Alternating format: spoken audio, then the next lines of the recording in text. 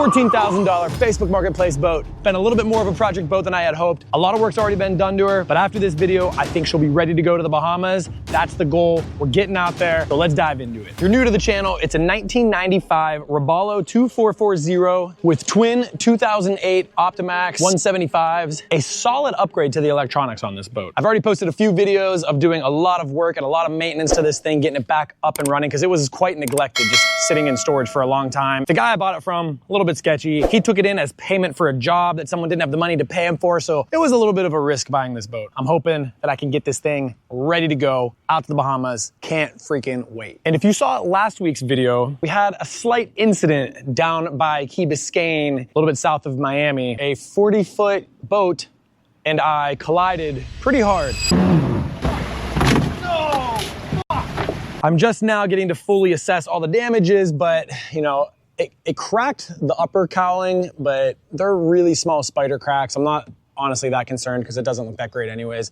But this lower cowling got crunched in. It did a lot of damage to this one. And I think I may have got lucky under the cowling. I think the only thing that got messed up is this little Schrader valve took a little bit of a slam. I think everything just pressed in and crunched up against it. Same thing with this injector. Took a little bit of a hit. But as far as everything else I can see down in here, I think we're all right. Hopefully everything's good. The guy had no insurance. He threw me 300 bucks cash and told me he had to get out of there. I got his number and everything, so if there is more damages, I will hunt him down for sure. I found a lower cowling for 50 bucks on eBay, but honestly, just taking the lower cowling off is such a pain. That's really what I'm not looking forward to. But let's go over all of the upgrades and additions that you'll see in this video. We have right here, check this baby out. I really have been wanting to cook on the boat, especially when we go offshore and we need to be grilling up and cooking. So picked up the 17-inch Blackstone griddle from Walmart. I think it was like 117 bucks,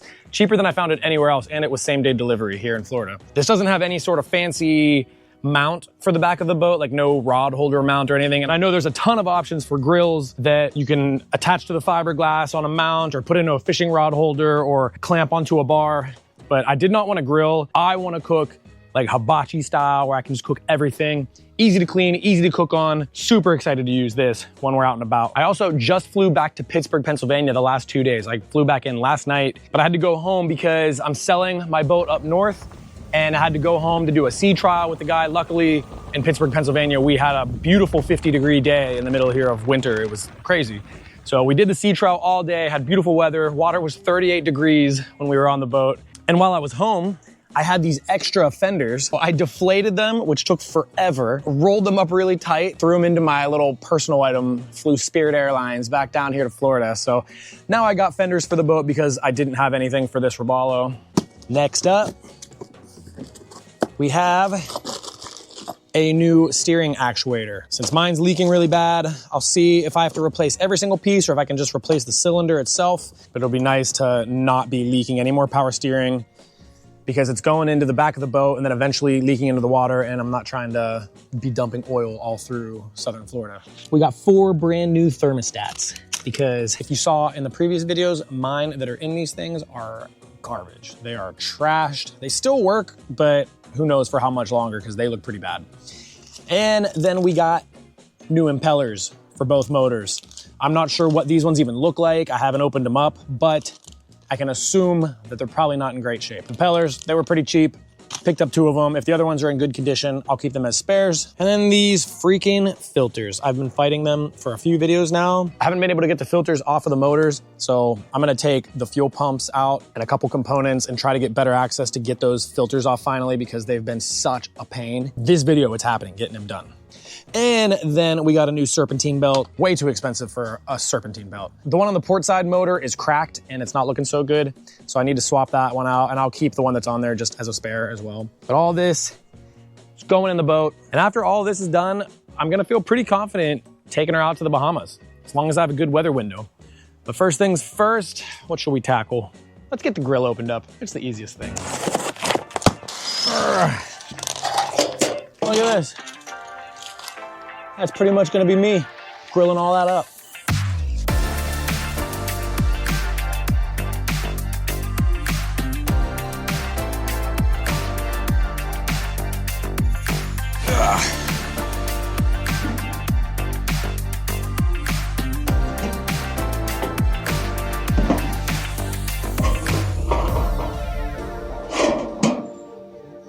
Blackstone grill installed. Also reinflated the bumpers, so now we got 2 decent fenders for the boat, and those were the easiest things on the whole list. Now it's time to move on to the harder stuff. All right. Gonna loosen up these fuel rails.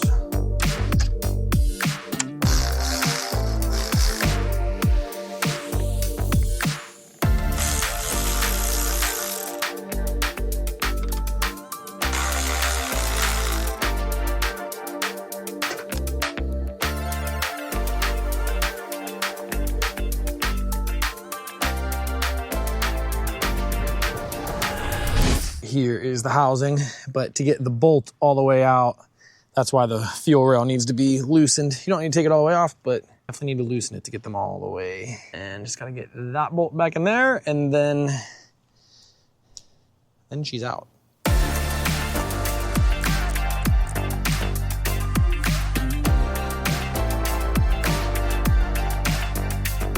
And there she goes. Here is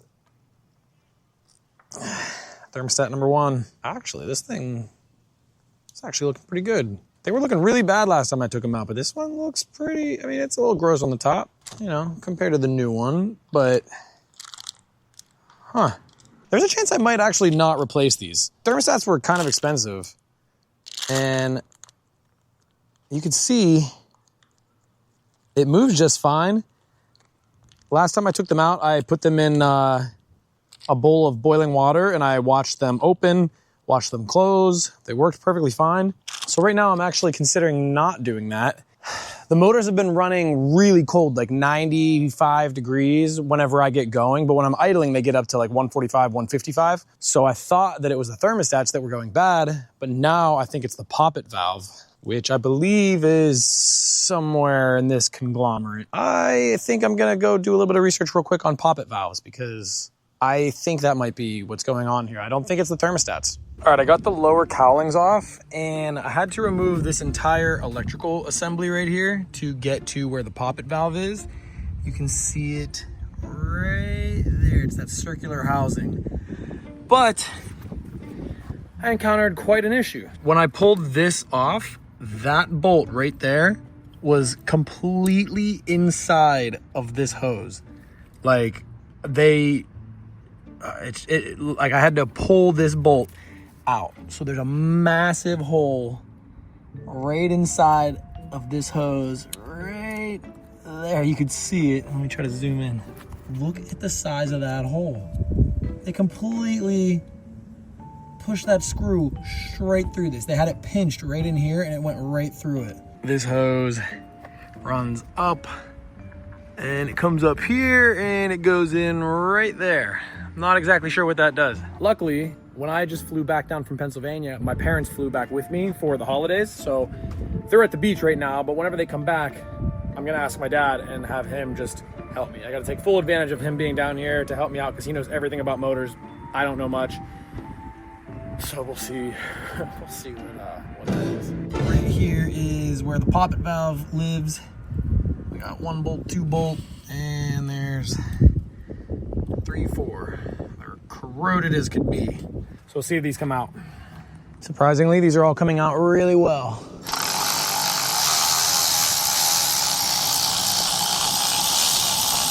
All right, now, oh, there it is.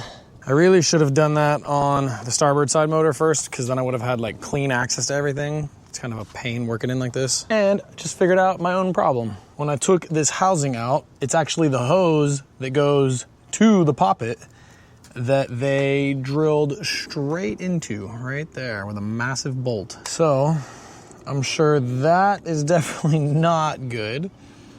I don't see why that would cause it to run too cold though. Here we got the poppet valve cover. It's a little corroded inside of here, but it honestly doesn't look horrible. I feel like I can clean that out pretty nice. Definitely a lot of corrosion up inside of there. All right, I always love an excuse to use the stubby.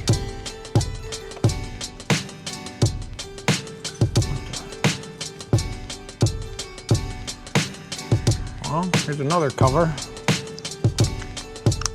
I just put that little screw back in and then yanked on that, and this whole thing came off. I didn't realize this much of it would come out. It looks totally okay to me. I think really the issue is, I mean, definitely this giant screw head that went inside of this hose. I need to replace this hose, but trying to look inside there. Yeah, I think this is all good. I think I might be able to put this back together. I just need to get a new hose to replace this guy. All right, the poppet valve situation is gonna have to be on hold until I can get another hose for that. I'm not gonna put this all back together and then take it all back apart again. I'm gonna try to find a hose at I don't know, some sort of store nearby. I think it's just any standard hose. I'm gonna move over and maybe I will take off the serpentine belt, replace this because this one is cracked pretty bad. Let's go ahead and swap that out.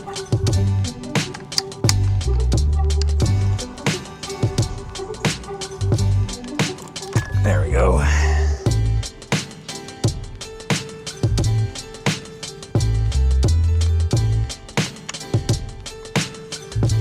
Maybe I'll go around the idler first.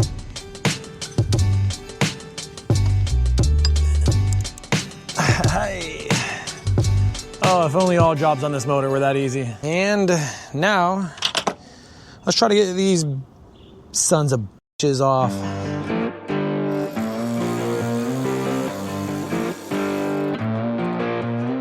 Out of desperation, I removed this entire assembly here because I needed access to the back side of this filter. I'm gonna try to grab onto it with my tool now and see if I can get it. All right, I've also removed this little fuel pump. I believe that's what that is. I think I can actually grab onto it with this new tool that I bought.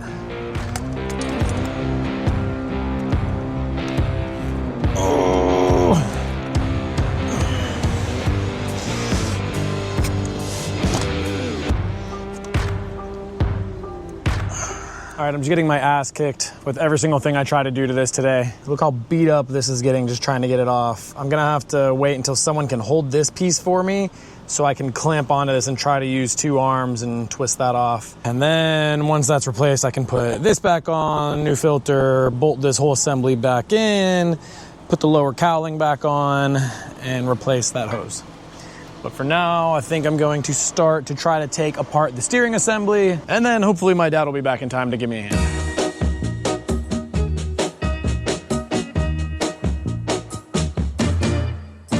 Got everything loose. I went to move the power steering actuator.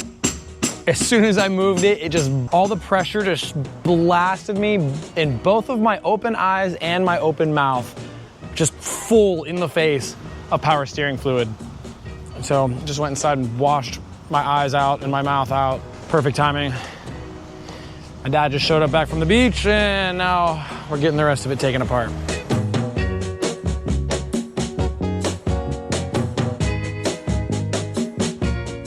All right, so this is definitely not gonna work. This bracket is never gonna bolt up to where my other one went. This is the other one. And it's just completely different, never gonna work. So I gotta find another one. Pain in the ass. Finally got the filter swapped out. It took so much force to get this stupid thing off. I mean, look how beat up it got. It got punctured. It almost looked like they used some sort of sealant around here instead of putting oil on it when they put it on, because it was up inside of here on this plate. It was crusted. It was like super crusted. I don't know if it was corroded or what, but fuel looked really good when we dumped it out, so that's done, thank goodness. I pulled the poppet valves off both sides. I pulled it off this one too. It looks great. So I'll put that back together. The hose is good on this side. It looks like they replaced the hose that goes up to the top. This one, I don't know. Oh, there's the hose. This one, I gotta go run, grab a new hose, slap that in there, and then I can button all that side back up. But right now it sucks. The boat is inoperable because I can't steer it. Just took the e-bike to the store, and now I'm using it as a work light. Picked up some more 3/8 hose so I can replace that bad hose, and now I'm gonna throw this other poppet together, and then I can put the whole thing back together. Then I just gotta figure out this steering situation. I ordered a seal kit that's actually gonna be here tomorrow morning. I'm gonna try that, and then we still got impellers to do. That's just never ending list, you know? But so many things have been going wrong today on everything I've been doing, and I don't know. Overall, it's been very frustrating today, so I was getting a little bit angry. That's why I haven't really filmed a lot. Slowly climbing into a better mood. If this goes well, we'll see. This is like the best view I can find to show what's going on here.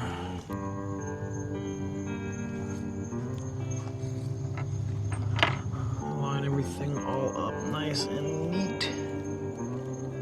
Oh boy. Okay, I'm gonna do this outside of here. Take the poppet back out. Okay. We got it all together.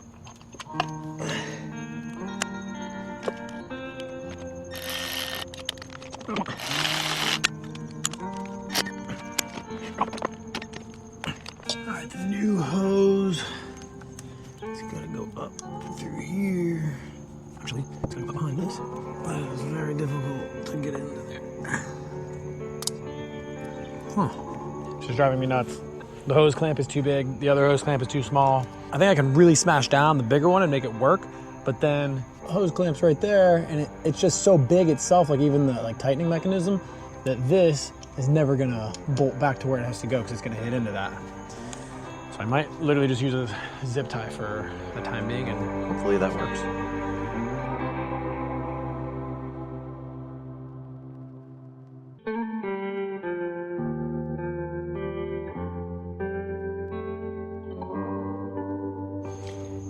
Done for today. I'm freaking beat. I'm annoyed. I gotta get some sleep. We'll be back at it tomorrow.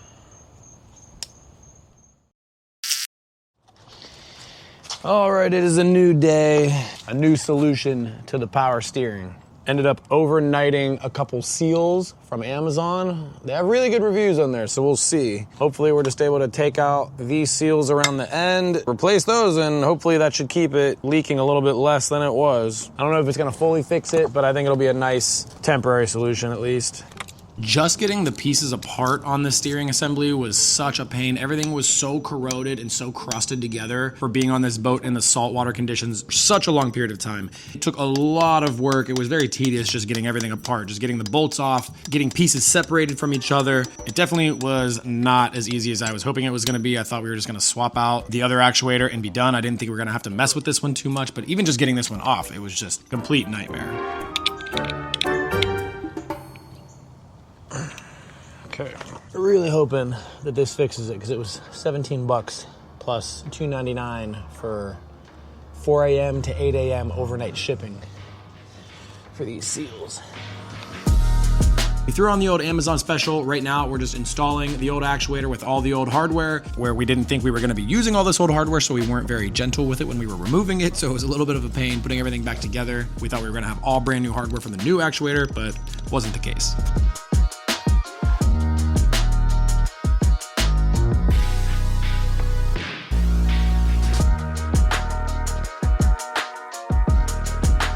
All right, this morning has been going much, much better than yesterday. Yesterday was a shit show. It is all back and installed and it is working. It's great. There's no leaks on it. It's literally these seals, $17.50, overnight shipping, fixed my entire problem where that actuator from Mercury, it's like over $1,000.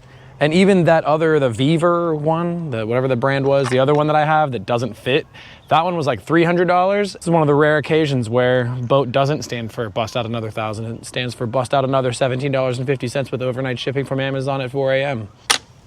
So that's done, that's taken care of. One thing that I think is crazy is that we originally were just gonna take this whole thing out that goes all the way through and replace everything with the new one that I ordered. That, you know, obviously we thought that's what it was gonna be. But this giant bolt that goes all the way through to here, with having twin motors, it's impossible to get that out. When we pushed it all the way through, it hit into the next motor and it was completely impossible. Whoa, what is this guy doing? Almost ran over my flip-flops. It was completely impossible to get it out that way because it hits into the other motor. And then if you try to push it this way, it hits into the fiberglass here. So there was no way to get it out unless we cut it. And it was so wedged in there that we had to throw a punch on it And when we were punching it out, it just destroyed the threads on both sides. So then had to take, well, I have very limited tools down here. I didn't bring all my tools from Pennsylvania, so I'm working with limited tools. I used a Sawzall and had to cut the very edge of the bolt off, but all the damaged threads. Luckily there was enough still there, but we had to cut off the last couple threads and then file it all down, get these nuts to thread back on. It was a nightmare because we realized we weren't able to swap this giant bolt out. Luckily we ended up not even needing to use that new actuator, and we're able to reuse the old one with some new seals on it. Hopefully holds up, but I refilled the reservoir up on the steering wheel and I steered these back and forth a million times and there was no leakage, and it's still full up top. So it's a rare win for boating to have a cheap fix. I'm curious to see if the impellers that are in these things are trashed, if they're starting to die, if maybe they're new, I don't know. I'm rushing around so much to get this completely ready to go because my parents are visiting, Gunner's parents are visiting, and today is one of the only nice days while they're here. It's supposed to be 80 and sunny today. The rest of the weekend's supposed to be actually pretty chilly for Florida standards. So trying to get this thing ready. That's why I was working on it all night last night and all morning today, so we can get out there, enjoy the one super warm weather day, and hopefully after these impellers, we'll be ready to go drop her in the water. Taking off the lower units ended up being a lot bigger of a pain than we thought it was gonna be. I don't think they've been taken off for a very long time, so the bolts and nuts were a little bit rough getting off. Also, there were a few bolts that we didn't see. They were kind of hidden. Once we found everything and figured it out on the first lower unit, it was a lot easier for the second one. Once we got the lower units apart, taking out the impellers was pretty straightforward. Just had to be a little bit careful not to break any gaskets or anything like that. What's your guess? You think the impeller's gonna be It actually is. What? Look, that whole fin's broken off. Check that out. See, a broken fin. GoPros are really bad at close-ups, but yeah, this whole fin is torn over halfway through. Definitely time to replace this baby. Out with the old, in with the new. But I made a huge mistake. I thought both motors were in drive, which keeps the shifter perfectly aligned for when you need to put everything back together, but for some reason it wasn't fully in drive, so it let the shaft move just ever so slightly, which made putting these things back on a complete pain. It took so much more time than it should have and just built onto all the frustrations that I've had from the previous day. All right, finally, those are done. It's kind of a learning curve there. It took has a little bit more of a headache than we anticipated, but both of the impellers are replaced. Here's the one from the other side. It's got a lot of cracks all through it, kind of worn. Still would have lasted a little while, but this one, definitely with that giant slit in it, not looking so hot. So those are good, tested, ready to go. Gotta clean this baby up and take everybody out. We'll go to the sandbar. 80 degrees, beautiful and sunny. We finished right at noon today, so I'm gonna clean up all the tools, organize everything, clean. Let's hit the road.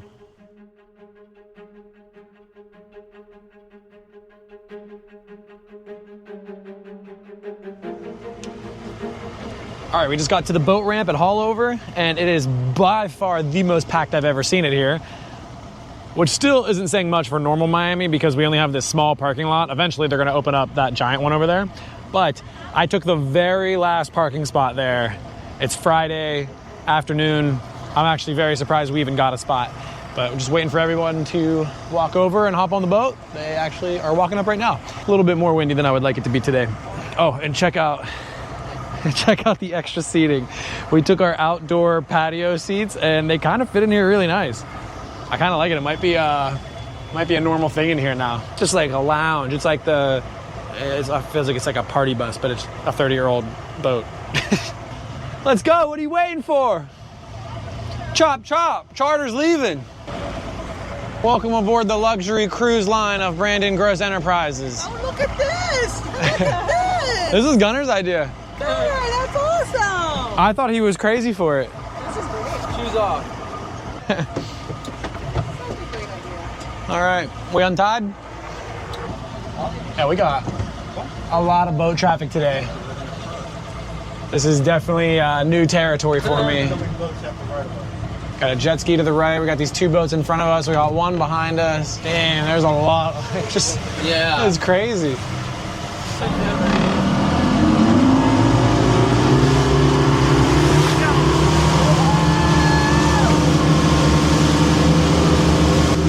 actually got on plane pretty easy.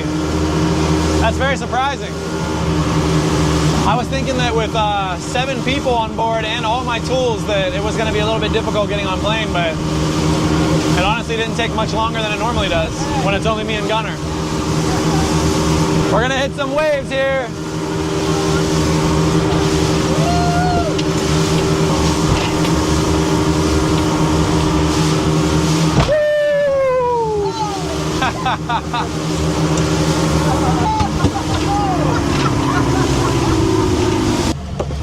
Yeah, we all got to keep our... Hit some big wakes there. Those were big wakes, yeah. Both the cameras went down on that one. We're going to put something between them, like a border. Doesn't get much better than this. We made it out here. Yeah. Worked on the boat all day, all night. It's good to go.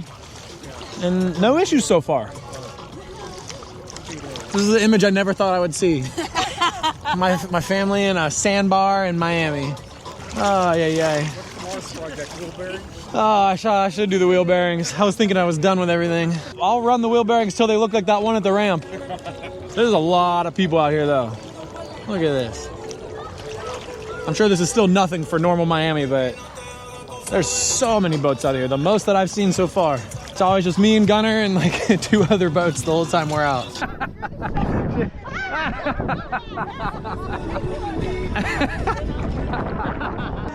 I dropped the family off back at the marina and I stopped back out to visit our friends on the 90-foot Pershing yacht. Their buddy's picking me up on a jet ski right now. About to hop over there. I appreciate it, man.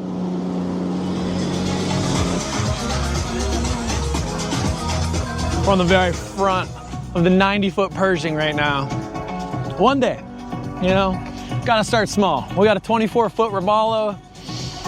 Just got a few more feet to go till I have a 90-foot Pershing like this. I can't even imagine what the upkeep, the maintenance, the docking fees, just to own one of these monthly, yearly would be astronomical. I think he mentioned the boat's around $2 million. I mean, like, the bow of this boat is bigger than my entire boat. Like, who has subwoofers in the front of their boat? Like, it's on both sides. It's just absurd. Like, even this boat is enormous and it does not look like it whatsoever. I wanted to stop by and just say hi to some of the guys here that let us all come last time, and then actually, it's too loud over there. Let me come back here. We were cruising over at Raccoon Island with the family today. Came over this way and saw one of our friends, Mike305 on Instagram. He's one of the guys that helps charter all this stuff, and they bring everybody out here for parties every weekend. He's the one that invited us all out when we came a couple months ago. So stopped by and they were like, yo, why don't you just drop an anchor and come over? But it was a little bit too difficult with everybody that was with us. I dropped everybody off, came back, stopping here, saying hi to everybody. Then I'll be pulling the boat out solo today, getting some crab legs later with the family. I thought it would be like a big boat.